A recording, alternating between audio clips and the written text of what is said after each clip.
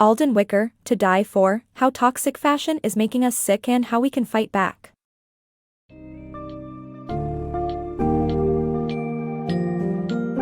In To Die For, How Toxic Fashion is Making Us Sick and How We Can Fight Back, Alden Wicker delves into the unsettling reality behind the glamorous facade of the fashion industry. The book reveals startling truths about the toxic chemicals lurking in our clothing and their hazardous impacts on health and the environment.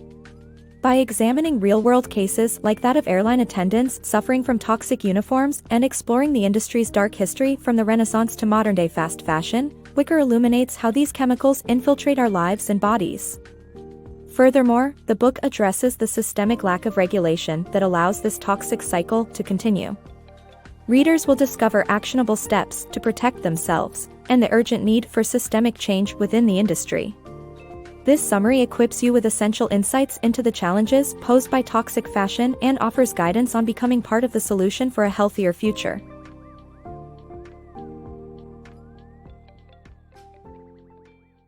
Toxic Threads Unveiled. It all started with a cough for Mary, a flight attendant for Alaska Airlines.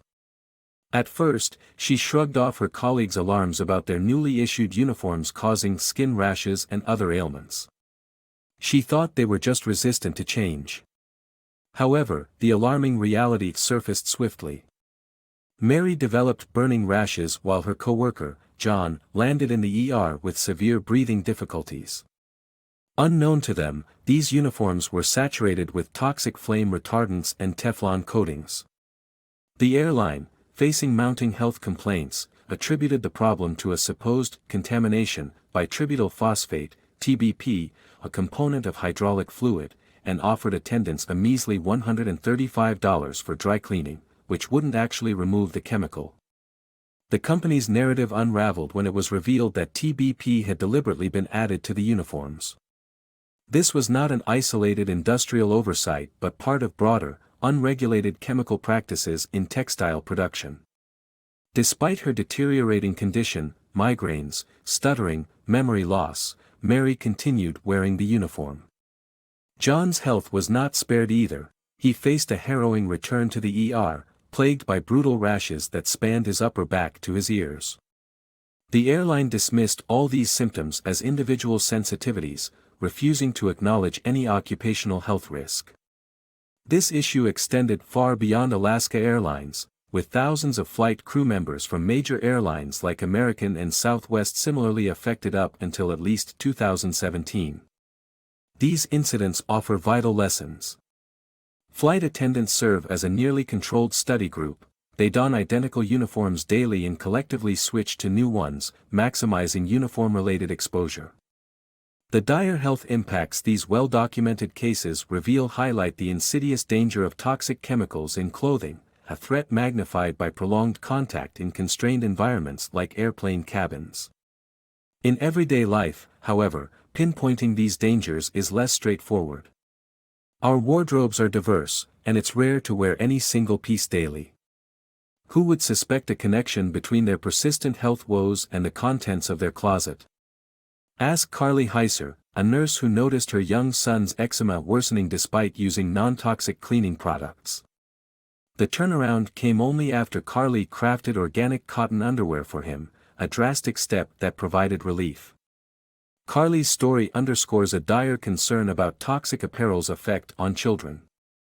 Unlike adults, children spend more time close to the ground, breathing in dust with potentially toxic particles, and are more likely to ingest them through hand-to-mouth behaviors. Chemical residues on clothing can transfer to the skin and enter the air as dust when dead skin cells shed. Picture this: adults and children alike might currently be inhaling harmful chemicals found in household dust, unwitting contributors to unseen health hazards. This reality compels us to reevaluate the unseen threads woven into our everyday attire and consider their pervasive, often overlooked influence on our health. Fashion's poisoned legacy. Fashion's radiant allure conceals a long history laced with toxic narratives. In the 1500s and 1600s, Renaissance nobility reportedly wove poison into garments like gloves to discreetly eliminate rivals. Queen Elizabeth's demise might even be linked to a lifetime of wearing mercury-laden makeup. By the 1800s, mercury was rampant in hat-making, inflicting devastating health issues such as convulsions and paralysis on craftsmen. As the 1900s unfolded, arsenic tainted fashionable green hats and dresses, poisoning both wearers and creators. The hazardous legacy endures into modern times. In Gloversville, New York, historic center for glove manufacturing, harmful chemicals such as chromium have seeped into the surroundings, jeopardizing local health with issues ranging from cancer to mental health disorders. Pinpointing a singular cause proves difficult due to the vast expanse of industries polluting the area over decades. Meanwhile, the fabric of our daily lives continues to be potentially perilous. PVC, hailed as an eco-friendly alternative to leather, harbors risks ignored since scientists in the late 1950s noted its carcinogenic effects on lab animals, with workers in PVC production tragically passing from rare liver cancer. It wasn't until the 1970s, when factory deaths revealed the truth, that regulations were enacted. But troublingly, even a 1979 review couldn't identify a safe exposure level to vinyl chloride, a key element of PVC. Despite alternatives like vegan leather and less harmful dyes, countless chemicals still linger in modern apparel.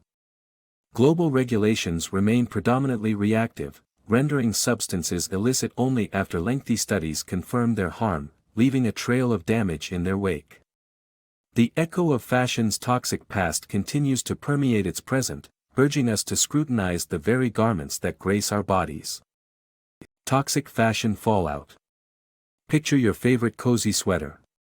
Now imagine it's not just a piece of clothing but a potential suspect in the mystery of widespread fertility problems that are far more prevalent today, particularly in Western countries. Many couples find themselves struggling to conceive, and the demand for assisted reproduction technologies has surged. In the US alone, there has been a notable increase in younger women needing fertility treatments due to a decreased number of viable eggs. Alarming trends also reveal a stark decline in sperm counts, with predictions suggesting that infertility in men could skyrocket to 41% by 2050, despite healthier lifestyle choices. The culprit behind these unsettling statistics? Endocrine-disrupting chemicals pervasive in the fashion industry. Fashion items are laced with substances like PFAS and phthalates, which wreak havoc on the endocrine system, the intricate web responsible for regulating hormones and thus a key player in fertility. Even in minute quantities, exposure to these chemicals during pregnancy can irreversibly harm developing embryos, impacting countless lives. But fertility isn't the only victim. The endocrine system governs crucial bodily functions, from immunity to brain activity. Increasingly, researchers warn there is no safe exposure level to these disruptors. Over time, the accumulation of these toxins from clothing, beauty products, and food can manifest through chronic fatigue, skin irritation, or severe respiratory ailments. The most immediate sufferers are those with heightened chemical sensitivities. Take Qingyi Wang, for instance, whose career with Delta Airlines unraveled after her new uniform triggered severe illness, catapulting her into chronic sensitivity. Everyday scents and substances became persistent threats, isolating her in a world now full of hazards. Such sensitivities often center around the immune system's mast cells, our innate defender against toxins. In our chemically saturated surroundings, these cells can become notoriously overzealous, mistaking benign scents for dangerous foes, resulting in overwhelming immune responses.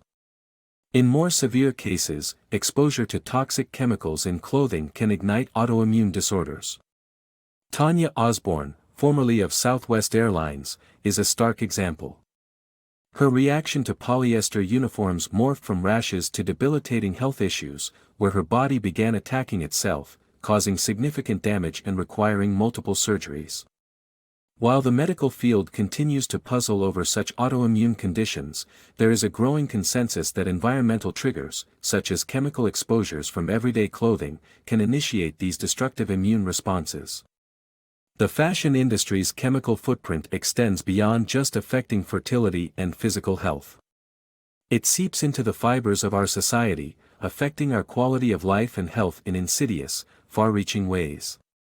As we wrap ourselves in layers of stylish fabric, it's imperative to question the unseen costs and consider the long-term implications for our bodies and the world around us. The allure of fashion comes with a daunting price, one that necessitates awareness and action for the sake of our collective well-being. Beneath fast fashion's gloss. Beneath the vibrant allure of fast fashion lies a grim reality endured by workers in international textile hubs like Tirupur, India. While environmental regulations try to protect local waterways, the laborers dyeing and treating fabrics remain exposed to hazardous chemical cocktails. These workers, often plagued by chronic illnesses such as severe respiratory issues and skin conditions, face grueling 12-hour shifts without health insurance or protections. Although some factories vigilantly monitor chemical safety, the true ingredients remain obscure to both workers and brands. Major brands, including H&M and Seventh Generation, have called for greater transparency from chemical suppliers, urging the European Commission to take action. Yet, the demand for openness has seen little progress, leaving less ethical brands free to prioritize cost-cutting over safety. Some manufacturers dodge regulations by switching factories to bypass costly environmental safeguards, while others exploit loopholes in restricted substance lists. Certification organizations like Okotex conduct minimal testing, often only once a year, allowing opportunistic suppliers to swap approved chemicals with cheaper, illegal alternatives undetected. This practice is unfortunately common, especially in smaller dye houses serving local markets, where toxic effluents are dumped directly into natural waterways. While Western consumers enjoy the fruits of this troubled industry, the true cost is borne by those working at the heart of this chemical catastrophe. It's a world where short-term savings come with long-lasting human and environmental repercussions. Wardrobe detox. At least some of your wardrobe is likely tainted by hazardous chemicals. But worry not, as there are effective ways to protect yourself and your loved ones.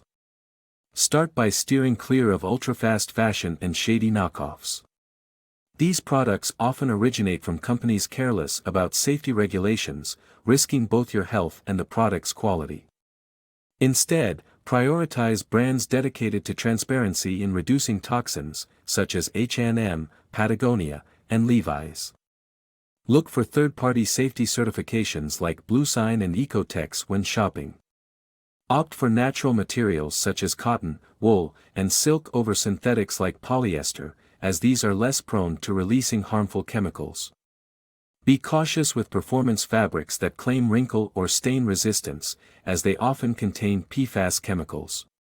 Brightly dyed clothes can also irritate sensitive skin. Before wearing new clothes, wash them with fragrance-free detergent to eliminate residue. Avoid dry cleaners that use toxic solvents. Most garments labeled as dry clean only can be gently hand-washed and air-dried. Don't overlook the value of second-hand clothing, as it usually lacks strong chemical odors. When shopping, trust your senses, return items with a pervasive chemical smell. By making informed choices, you support clean production practices with your purchases. However, consumers alone cannot resolve this issue. Comprehensive policy reform is necessary to eliminate hazardous chemicals from garments. Companies should be required to test and disclose chemical use, and must be held accountable for pollution and worker safety. The harmful impact of toxic fashion is too significant to dismiss. By urging brands to change and advocating for stringent regulations, a healthier, safer fashion industry can become a reality.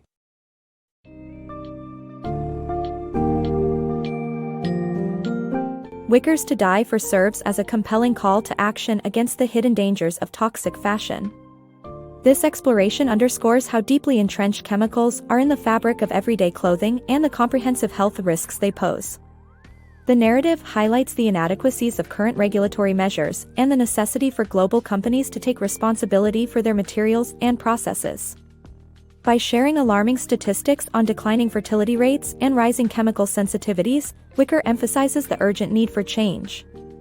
As consumers, adopting more conscientious buying habits and pushing for policy reforms can help tackle this pressing issue. Ultimately, the book encourages readers not just to ward off potential dangers by making safer choices in their wardrobe, but also to advocate for a systemic overhaul in fashion production. A collaborative effort promises a future where style is no longer synonymous with secrecy and toxicity, but with transparency and health.